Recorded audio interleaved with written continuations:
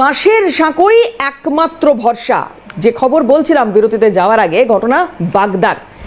দীর্ঘদিন ধরে পাকা সেতু নির্মাণের দাবি করছেন এখানকার সাধারণ মানুষ। সমস্যায় ইছামতির দুই পাড়ের বাসিন্দারা। কি অবস্থা দেখাই আপনাদের, দেখুন। অস্থায়ী এই সেতু নিজেরাই কোনো মতে নির্মাণ করে এখান দিয়েই চলছে যাতায়াত। একাধিক গ্রামের মধ্যে সংযোগ স্থাপন করছে এই সেতু।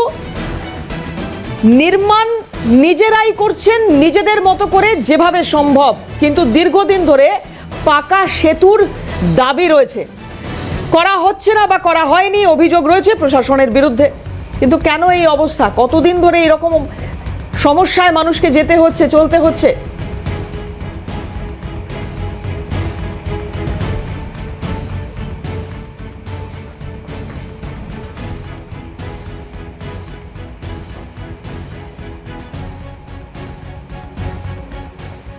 জ্যোতির্ময় চক্রবর্তী আমাদের প্রতিনিধি রয়েছেন এই মুহূর্তে, সরাসরি চলে যাব জ্যোতির্ময়ের কাছে। জ্যোতির্ময়, একটু জানবো তোমার কাছ থেকে, ঠিক কতদিন ধরে এই সমস্যা এখানকার মানুষ রয়েছেন?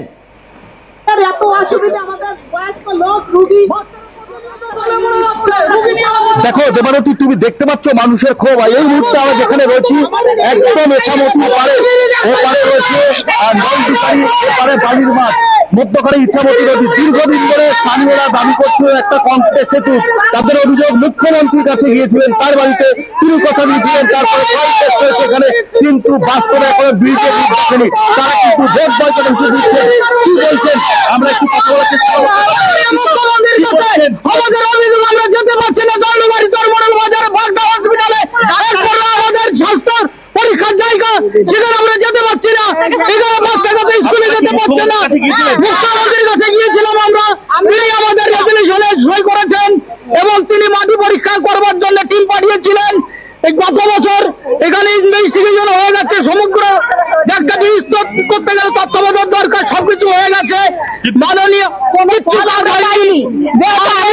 উপস্থিত ছিলাম, মুখ্যমন্ত্রী দিদির কাছে আমি গিয়েছিলাম। এখন আমরা চাই এখানে, না হলে আমাদের বারবার মরার থেকে একবারে মরা ভালো, আমরা একবারে জীবন দিয়ে দেবো। আমাদের ব্রিজ চাই। আমরা এখানে কমসে কম 10টা গ্রামের লোকজন এখান থেকে যাতায়াত করি। 10টা গ্রাম? হ্যাঁ। সমস্যা কি, কেন হচ্ছে না? কেন যে হচ্ছে না, প্রতিশ্রুতি নয়, এটা রীতিমতো মুখ্যমন্ত্রী সিগনেচার করে ব্রিজ। এখানে সয়েল টেস্ট হয়েছিল 1 মাস থেকে, এখানে সয়েল টেস্ট হয়েছে, তারপরেও কেন ব্রিজটা হয়নি? আমাদের দুঃখ যন্ত্রণা হয়। আমাদের কমসে কম একটা স্কুলে 300 থেকে 350 ছেলে চরমন্ডল মানে হাই স্কুল, প্রাইমারি স্কুল জড়িয়ে দুটো স্কুলে যায় নদী পার হয়ে। এখানে 1 হাঁটু জল ভাব মানে ভিজে তারা যাচ্ছে। আমাদের কষ্ট, কেন আমাদের ব্রিজটা হচ্ছে না?